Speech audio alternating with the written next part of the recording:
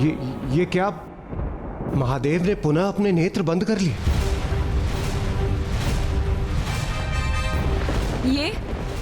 ये क्या हुआ नाथ? ये तो मेरी समझ से ही परे है। महादेव ने देवी पार्वती का स्वर सुना, उन्हें उनका आभास भी हुआ, जिसका भाव उनके मुख पर उत्पन्न हुआ। उन्होंने अपने नेत्र भी खोले। फिर वो पुनः अपने ध्यान में क्यों चले गए नाथ?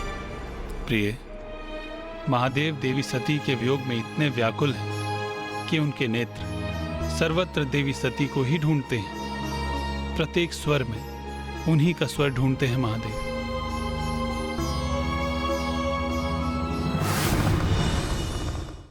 बहन पार्वती का स्वर सुन के उन्होंने अपने नेत्र भी खोले, किंतु वो बहन पार्वती की मुखाकृति को नहीं देख सके।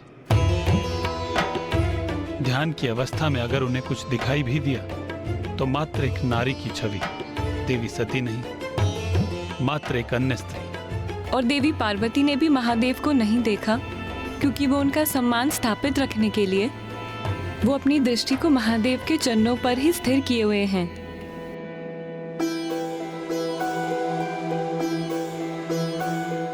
पिताश्री, आप महायोगी जी को ये कहने की कृपा करें कि जिनका हृदय योग की गहराई में इतना लीन हो, उन पर किसी पुरुष, स्त्री या किसी अन्य के निकट होने का क्या प्रभाव हो सकता है। योगियों और साधु संतों का जीवन तो समाज के लिए कल्याणकारी होता है। मैं इनकी सेवा करूंगी तो मेरा भी कल्याण होगा। और मैं वचन देती हूँ कि मैं अपने कारण इनके ध्यान में कोई व्यवधान नहीं आने दूंगी। यहाँ की शांति भंग किए बिना बड़ी तन्मयता से इनकी सेवा करूंगी।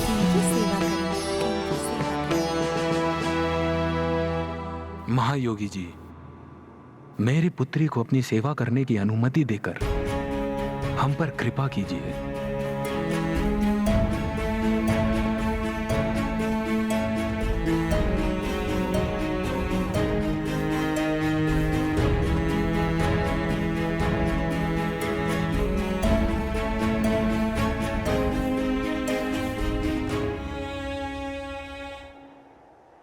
उचित है शैलराज, जैसी आपकी इच्छा।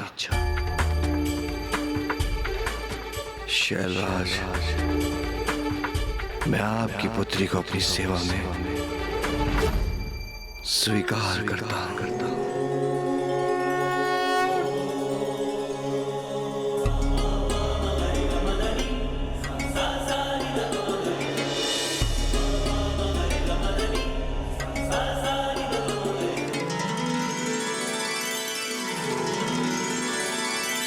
महादेव ने देवी पार्वती को अपनी सेवा की अनुमति दे दी। अब तो यही आशा है कि इस अवधि में दोनों परस्पर दर्शन प्राप्त करें।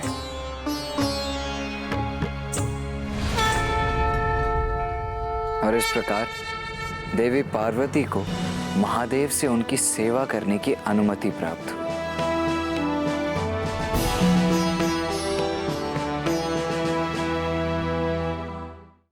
एक और हिमालय की गोद में माता पार्वती ने अपने जीवन के ध्येय अर्थात महादेव का सानिध्य प्राप्त करने हेतु अपनी यात्रा आरंभ की थी।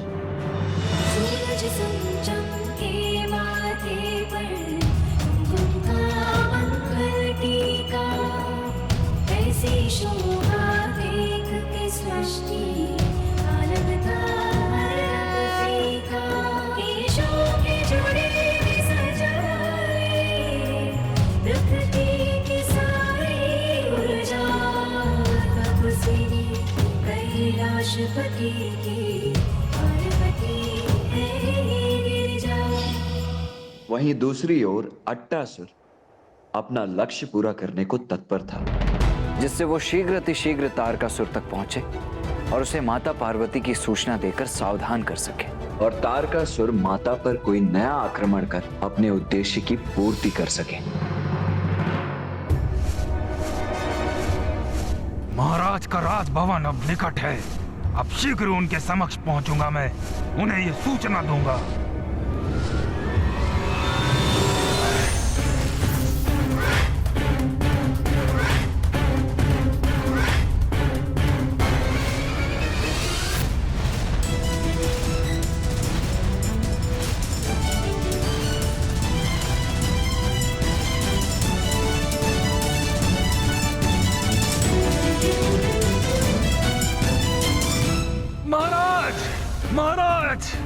महाराज,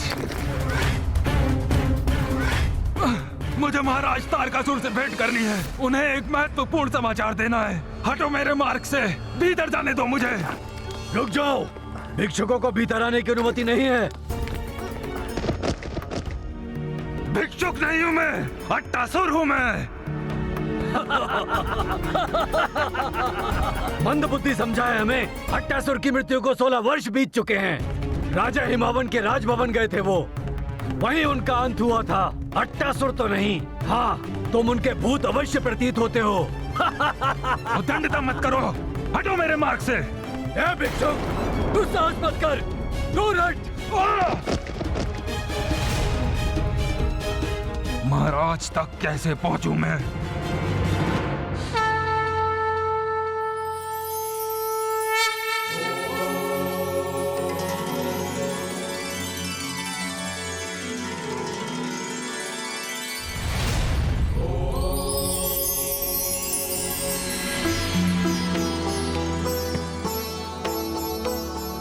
माता पार्वती अब महादेव के सानिध्य में थीं और उन्हें बार बार बीते समय का आभास भी हो रहा था। किंतु अब भी जगत पिता महादेव और माता आदि शक्ति एक दूसरे के लिए पूर्णतया अनभिज्ञ एवं अपरिचित थे।